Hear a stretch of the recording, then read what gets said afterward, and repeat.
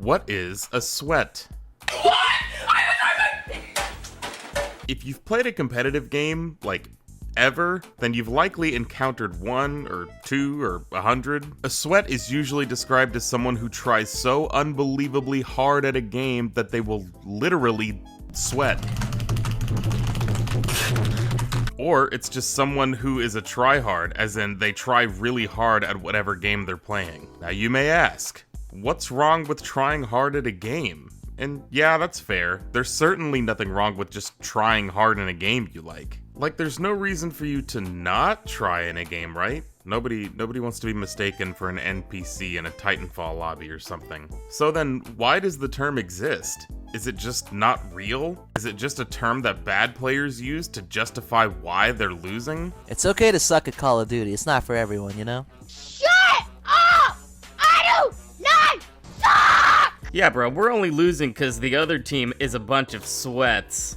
Like, doesn't that just mean they're better than you? And while yes, I believe this is really the case most of the time, I do think there's a big difference between a sweat and a good player. Most people probably wouldn't label someone on their team as a sweat. That would just be a good player, right? It's not until said player is on the other team that now all of a sudden they're a sweat.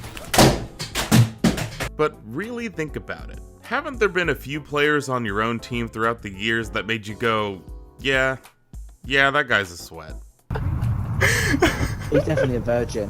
Oh, why you gotta be like that, bro? If you ask me, sweats and tryhards fall into 2 different categories. Category 1, good players who are also toxic.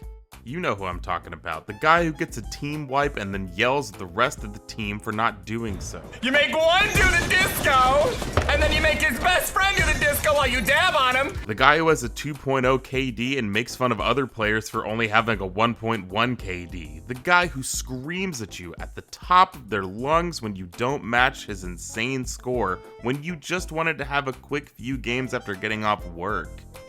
I've not shot anybody this game. Teammate, come on, you let him just do that? That is a sweat. Say you load into a game and you have a teammate that absolutely wipes the floor with the enemy team, like he destroys them.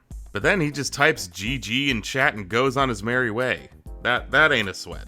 That's just being good. Big difference, right? Not everyone who's like an elite player goes absolutely nuts when their team just can't keep up. Some people are trying to have a good time, but they also happen to have godlike aim. And there's nothing wrong with that, but just stop playing against me, please.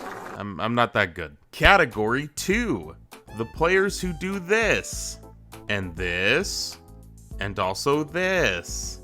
I like to call this the Wavedash effect. Realistically, if you go to a Smash Bros. Melee tournament and you don't Wavedash, forget about it.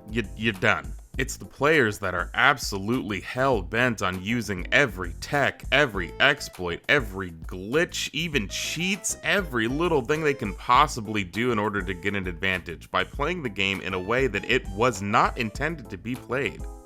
Now, don't get me wrong, there's a huge difference between jumping around every corner like the Easter Bunny on speed and actually straight up cheating. Oh! I'm sorry, what? But the point is that these people have to win by any means necessary. They can't possibly lose in a video game or else it ruins their entire day. Maybe they won't be toxic about it, but you can rest assured that one loss makes them seethe on the inside.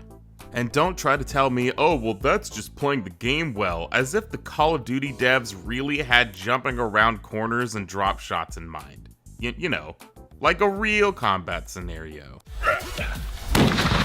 360 no scope. In real life. As if wave dashing was ever meant to be part of Smash Brothers. It's an oversight, it's an exploit, that's just a fact. They didn't bring back that feature in the next games, so it's not intended to be that way. Now you may say, Oh, you're just too bad to use those techniques.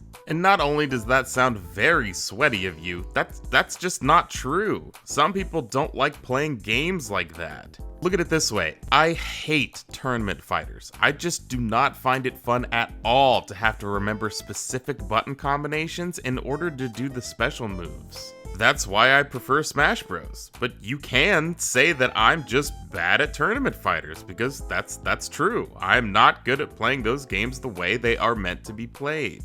You are supposed to memorize button combinations, that's the whole point, but manipulating the game's mechanics in unintended ways is just that, unintended. A lot of these exploits are taken out in future games. Wave dashing is not in the rest of the Smash Bros. Games. Exploits like this in most games are usually patched out, or in subsequent releases, they just aren't there. Now, you can't really patch out jumping around corners or drop shotting in Call of Duty. I mean, you can't just take out jumping and going prone, but those techniques were not what the devs had in mind when putting those mechanics in the game. Now, why don't I just get over it and either learn how to wave dash or get used to spamming the jump button around every corner? Well, because I just think it's goofy and not very fun. It takes me out of the experience. Well, what was I talking about again? Oh yeah, sweats. Anyway, yeah, there's really a difference between a sweat and a good player. I don't know why I made this video. I just think it's a funny topic. The moral of the story is don't be a sweat. Don't be a toxic player. Just play a game to have fun, but if you're really good at a game, that doesn't make you a sweat. If you're honestly just really good at a game and everybody calls you a sweat, then they're probably just jealous or bad or whatever.